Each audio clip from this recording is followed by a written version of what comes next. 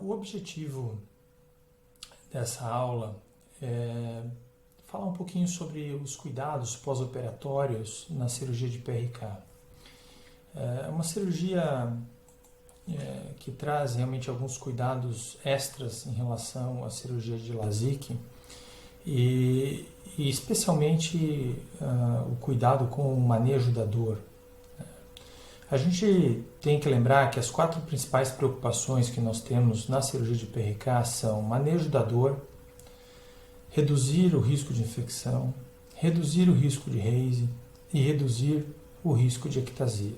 Tá? Esses são nossos 4 principais objetivos no pós-operatório do PRK. Quando a gente fala em manejo da dor, no nosso serviço a gente toma os maiores cuidados possíveis para que o paciente tenha um pós-operatório menos desconfortável.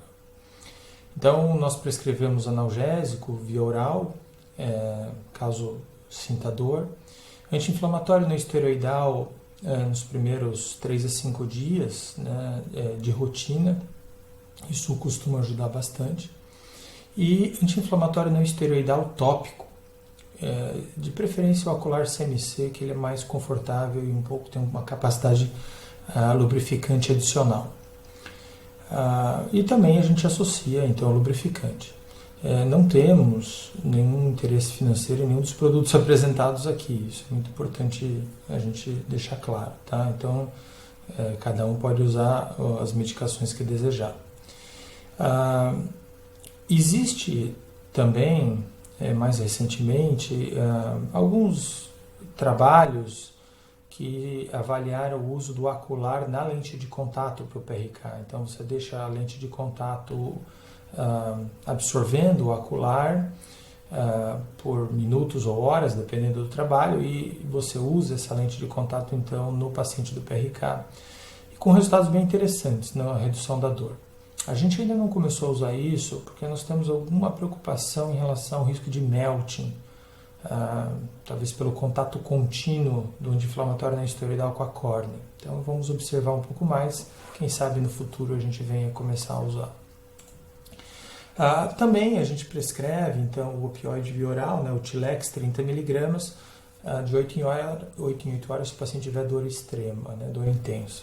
E tem alguns casos, inclusive, de pacientes que mesmo com tudo isso, o paciente ainda reclama de dor e a gente acaba ainda diluindo um pouquinho de colírio analgésico, anestésico, em colírio lubrificante para o paciente usar no primeiro ou segundo dia, se tiver muita dor. Costuma ajudar demais. Nós não deixamos isso de rotina pelo risco do paciente fazer um uso excessivo, né, e dificultar, então, a epitelização. Então, o segundo ponto importante, que é reduzir o risco de infecção, né, é um risco raro, mas é 3 vezes mais comum do que no LASIK.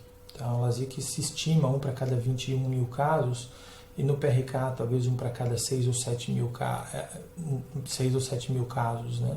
Então, seria 3 vezes mais comum. Mesmo assim, é raro. Né? A gente usa, então, a quinolona de 4ª geração, associado ao corticoide, né? No caso o Zipred, mas você pode usar outra substância se quiser. E isso deixa claro que tanto o ocular quanto o Zipred, eles só são utilizados enquanto o paciente está com a lente de contato. O que a gente pode fazer, então, para reduzir o risco de RASE? A gente já falou de dor pós-operatória, a gente já falou de infecção. O risco de RASE, você tem que acelerar a epitelização daquele paciente. E com isso você também reduz o risco de infecção. E também reduz a dor. Então, acelerar a epitelização é importante. E como é que a gente consegue fazer isso? Primeiro, fazendo o PRK transepitelial, é uma alternativa interessante. Vocês vão ver aqui, deixa eu só tocar aqui no lado esquerdo da tela, o PRK transepitelial, onde o laser faz a remoção do epitélio e depois trata o grau. Na verdade é uma ordem inversa, ele trata o grau sobre o epitélio e depois ele faz o PTK, né? O efeito refrativo é o mesmo. Mas isso nos dá uma área mínima de remoção do epitélio e uma epitelização um pouco mais rápida. Se for fazer a remoção mecânica do epitélio, é importante lembrar de remover o mínimo possível só para que o laser realmente consiga ablar a área necessária, tá? Não fazer uma desepitelização completa da córnea. Em relação ao que usar para reduzir o RASE, né? Quer dizer, o corticoide, esteroide tópico, a gente usa na primeira semana, né, que junto com o Zipred, e depois é usado o flutinol, que é um corticoide mais leve, né, de efeito mais leve, por 20 dias, 2 vezes ao dia somente. A gente, ao longo dos anos, reduziu o uso de corticoide, primeiro, especialmente porque alguns pacientes jovens faziam glaucoma, tá? Glaucoma corticogênico. Claro que é reversível, mas existe um perigo aí, né? A gente pegou vários pacientes com pressões acima de 30, 40 em pouco tempo de uso, né? E com essa nossa conduta atual, nós não observamos mais realmente aumento de pressão intraocular. Então, a gente reduziu o tempo e a posologia do corticoide. A gente associa vitamina C também, é 1 grama por dia, por 4 meses, né? A vitamina C, na verdade, ela se dilui na lágrima e isso bloquearia, em parte, a absorção do ultravioleta do sol pela superfície ocular, né? Protegendo, então, o risco de RASE, né? Tem muito pouco estudo na literatura sobre isso, mas tem estudos que sugerem realmente esse efeito benéfico e a gente prefere usar. Aqui, quanto ao corticoide, né, em casos de alto risco, a gente sugere então que sejam usados por mais tempo, mas com acompanhamento da pressão intraocular mais próxima. E que eu diria o cuidado mais importante para o RASE é cuidar com o sol. A gente fala isso para o paciente, a gente fala do óculos de sol, a gente fala de usar boné ou chapéu, caso o paciente vá para o sol. Isso por 1 ano. Isso é super importante, por 1 ano. Não é por 1 mês, 2 meses ou 3 meses. Tem que cuidar por 1 ano. Existe o RASE tardio também. E o óculos de sol, quando a gente fala, a gente prefere o óculos fechado, né? Esse tipo de óculos de sol, assim, que na verdade é só para parecer que está usando, para ficar bonito, não adianta, né? Você tem que ter um óculos de sol que bloqueie melhor os raios que vêm de cima e dos lados também, né? A gente sabe que o ultravioleta reflete nas superfícies, especialmente na água. Quanto ao risco de ectasia, a gente tem que lembrar também de orientar o paciente de nunca coçar os olhos. Não é nem por não pegar o Covid, mas especialmente porque o ato de coçar o olho vai deformar a córnea e vai causar ceratocone. Então, com a nossa orientação de não coçar os olhos, que eu diria que é o mais importante de todas elas no sentido de evitar ectasia. Tá? A gente, felizmente, não tem ectasia há 10 anos, com movimento, realmente um volume cirúrgico muito alto. E eu diria isso, claro, que a seleção do paciente é importante, eu diria que é fundamental, mas eu diria que o fato do paciente não coçar o olho é tão fundamental quanto a seleção do paciente. Tá? E isso, digo para o paciente, não é um cuidado que você vai ter agora, é um cuidado que você vai ter para sempre. E você vai ter que ter operando ou não, porque coçar o olho realmente faz muito mal. Depois que o paciente tira a lente de contato, então, como eu já falei, a gente suspende o ocular e o Zipred, a gente entra com o flutinol, mas pode ser o Loteprol, e em geral 20 dias. Você pode prolongar para 30 em alguns casos. Manter a lubrificação ocular, né, por 30 dias, de 4 em 4 horas, ou até de 6 em 6 horas, e dali para frente, depois que acabar o primeiro frasquinho do paciente, aí ele pode usar quando necessário. Algumas orientações são importantes, né, especialmente que a visão do paciente vai flutuar, especialmente nos primeiros 30 dias, ou às vezes até mais. E eu digo para o paciente que normalmente os primeiros 10 a 14 dias é difícil trabalhar. Tá? Então, especialmente dependendo do trabalho do paciente, vai ser difícil. Porque ele tem que cuidar com o sol também, não só por causa do RASE, mas porque existe uma fotossensibilidade. E aprender a piscar um pouco mais para lubrificar, né? Ou usar mais o colírio lubrificante. A recuperação visual ela é muito rápida, né, também. Você vê que no primeiro dia a acuidade visual média foi ali em torno de 20 e 30, mas não é o 20 e 30 de qualidade, tá? Então, mesmo com 20 e 30, tem pacientes que trabalham com computador que não conseguem trabalhar adequadamente, ou celular, né, ou às vezes até para dirigir à noite. Então é importante o paciente saber disso. E outra coisa super importante é que do terceiro para o quarto dia há uma nova piora visual, que preocupa muitos pacientes. Mas normalmente essa piora ela é por causa da epitelização. É quando o epitélio que a gente removeu, ele vai crescendo centripetamente e chega no centro, onde atrapalha o eixo visual. Então, depois que a gente remove a lente de contato no quinto dia, novamente a visão vai começando a melhorar progressivamente. Então, o nosso pós-operatório ele acontece da seguinte forma: a gente opera e já vê logo depois da cirurgia para ver se a lente está com bom equilíbrio, né, bem estável. Depois de 5 a 7 dias para remover a lente de contato, e a gente vê com 3 meses, a gente não vê com 1 mês. Claro que não está errado de forma alguma, acho que se alguém quiser fazer o pós-operatório de 1 mês, ótimo. Na nossa rotina, a gente já não faz isso, eu diria, há mais de 10 anos, provavelmente, sem nenhum comprometimento para o paciente. Claro que todos os nossos pacientes têm o nosso telefone, caso precisem de algum auxílio, né? E orientado a procurar realmente o oftalmologista que operou, ou algum colega, se tiver realmente qualquer problema. E depois de 3 meses com 1 ano. Nesse pós-operatório, a gente vê alguns desafios de epitelização, que eu diria que são menos de 5% dos pacientes. Tá? Hoje em dia, talvez aí 2, 3% tem alguma dificuldade de epitelização até o 5º ou 7º dia. É mais comum no HPRK, né? Que é PRK para hipermetropia, porque a gente encurva a córnea. E esse encurvamento da córnea faz com que a lente de contato fique tocando mais no ápice e dificulte que o epitélio cresça ali naquela região.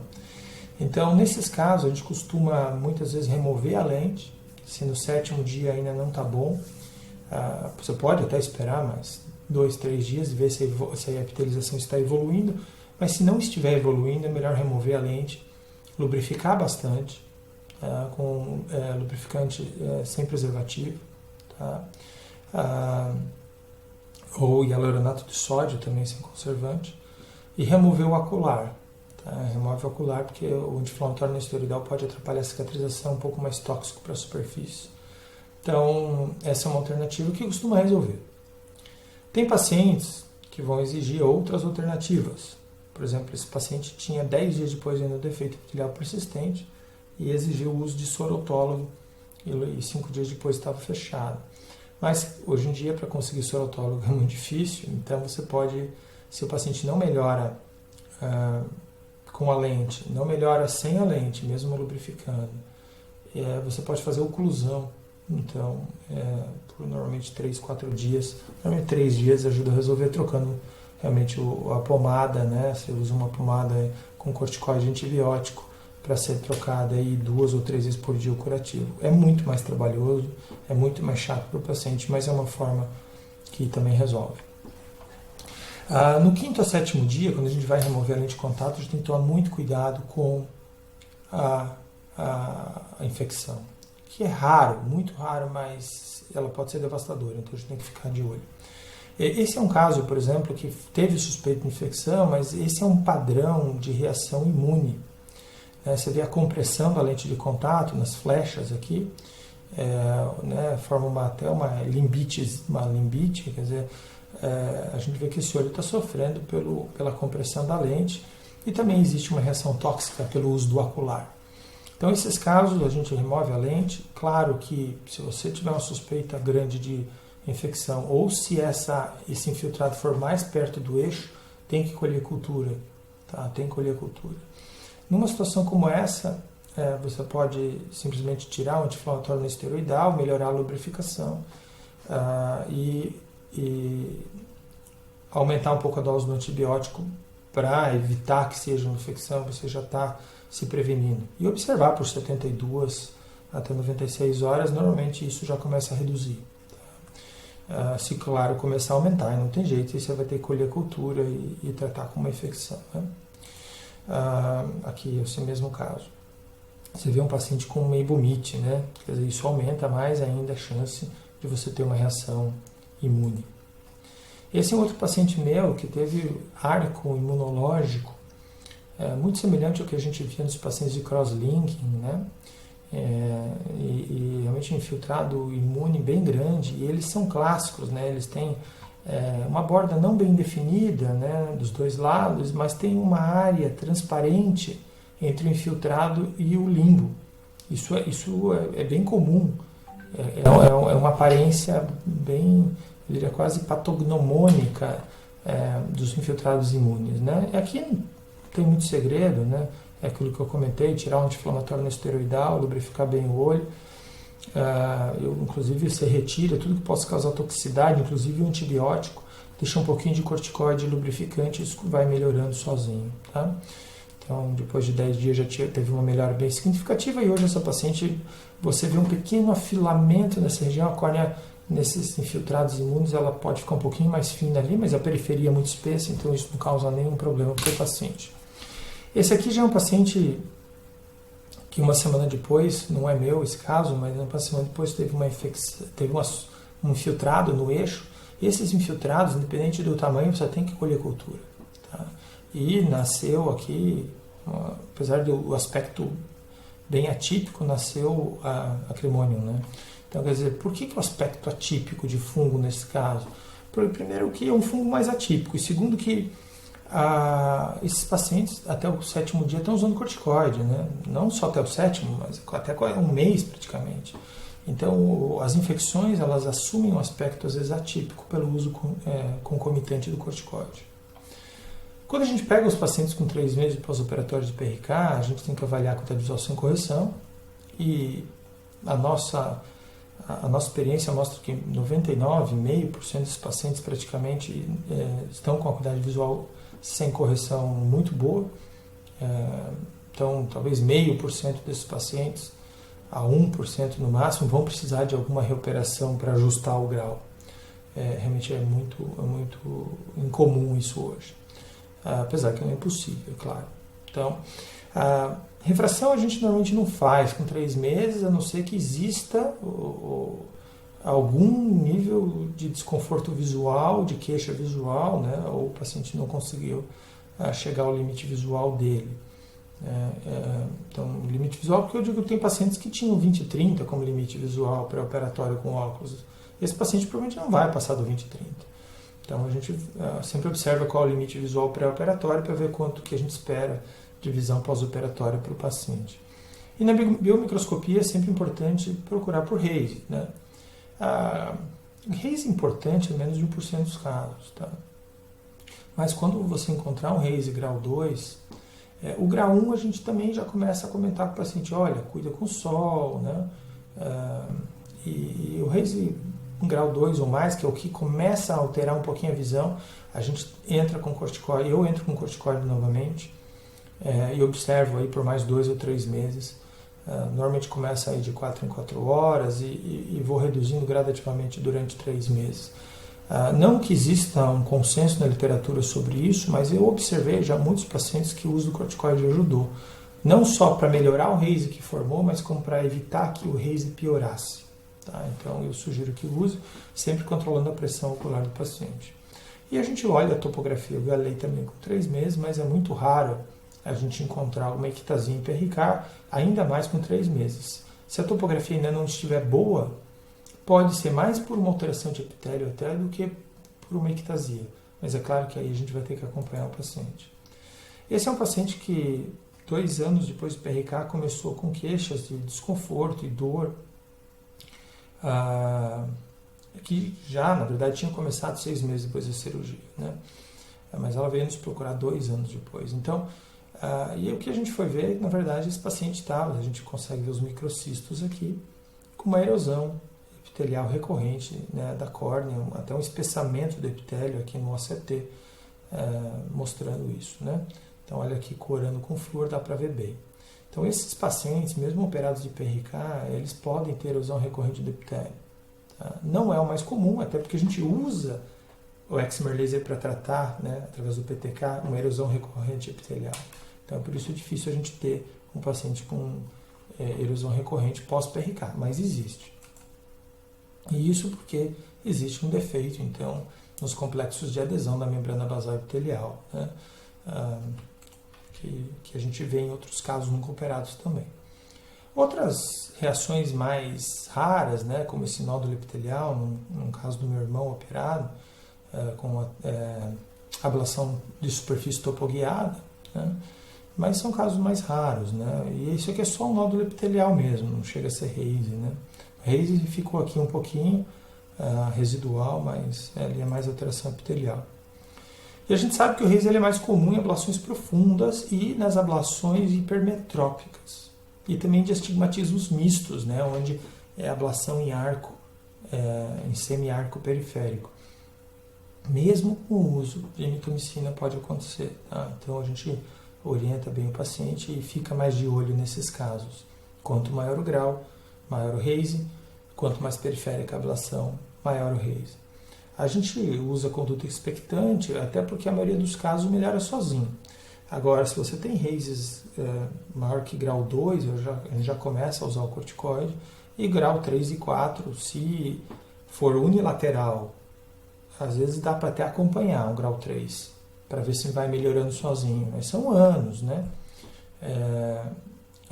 Normalmente o paciente não tolera muito isso e pode usar uma lente rígida, que às vezes ajuda se o Reise não for tão denso, mas às vezes eles, nesses casos mais raros, eles acabam num PTK para remover o Reise, né? Então, especialmente quando ele é bilateral, tá? Esse é um paciente meu que pós-transplante de córnea, que formou Reise, ele fez transplante em 2001 e fez o PRK em 2007. O grau era pequeno, mas a gente vê que formou um Reise significativo, né? Então a gente fez uma ablação, essa aqui foi a ablação inicial, né? Superficial, 60 micro, a ablação relativamente superficial, mas formou Reise mesmo assim. Então isso a gente olha o Reise, avalia o Reise com o OCT para ver a profundidade, né? Então o Reise normalmente é bem fácil você medir qual é a profundidade do Reise, para que quando você for fazer o PTK, você economize o máximo de córnea de estroma saudável possível, né? Então, em geral, é bem tranquilo nesses casos. Tem uma espessura estromal boa ainda, né? Esse aqui é o mapa paquimétrico do OCT. E aqui embaixo o mapa de espessura epitelial, né? Mostrando uma irregularidade epitelial bem significativa, porque o epitélio ele vai tentando compensar todos esses desníveis do Reise, e isso faz com que o mapa epitelial fique muito irregular também. E foi indicado então um PRK, ou aqui eu diria um PTK transepitelial baseado no OCT. 3 meses depois, resultado ótimo. E normalmente a gente tem resultados muito bons no tratamento de Reise com PTK. Aqui um outro caso que eu tive, mas aqui é muito mais raro, tá? Paciente de 56 anos que já tinha feito HLASIK, a gente foi fazer um retratamento e ela teve o Reise, mas mais raro ainda é esse nódulo epitelial central. Tá? Isso gera um efeito na topografia parecendo uma ectasia, mas não é. Tá? Então é uma hiperplasia central e já tinha sido descrito isso na literatura, e a gente descreveu o primeiro tratamento com PTK focal, né, onde a gente corrigiu a posição do offset para que o laser tratasse só aquela área do nódulo, e a gente conseguiu um resultado bem legal. Aqui o OCT mostrando a área do nódulo, e esse resultado, esse caso teve um desfecho até muito bom, né? Um ano pós-PRK, o que a gente olha? Né? Tem olhando novamente a cuidado visual, né? Se a cuidado visual estiver normal, paciente sem queixas, a gente normalmente, né, o autorrefrator não nos mostrando nada que nos preocupe, a gente normalmente não faz nem a refração, ou quando faz dinâmica, né? Cuide muito quando for fazer refração estática em paciente operado de hipermetropia acima de 4 graus, tá? 3, 4 graus, porque a córnea central é muito prolada e essa dilatação ela altera o grau residual, vai parecer que o paciente está mais hipermétrope do que ele está. É mais ou menos como refratar um cone, tem que tomar cuidado quando dilata. Na biomicroscopia, então, a gente continua procurando por Reise, né, mas é mais raro o Reise começar tardio. Tá? E a topografia a gente olha também, sem dúvida, por sinais de ictasia. Né? E se tiver suspeito, você vai acompanhar de 3 em 3 meses. E sempre reforçar para nunca coçar os olhos. Né? Essa é a maior causa de ectasia, então muito cuidado. Lembrando que o paciente, se ele for para PRK, é porque ou ele tinha uma córnea mais fina, ou uma assimetria, ou um grau mais alto. Então, é um paciente que tem algum fator que fala, olha, vamos cuidar dele também no sentido de ectasia. Não é porque fez PRK que não vai ter ectasia. É muito mais raro do que a Neulazic, mas existe. Então, vamos tomar muito cuidado. Ok? Muito obrigado pela atenção. Um grande abraço para todos.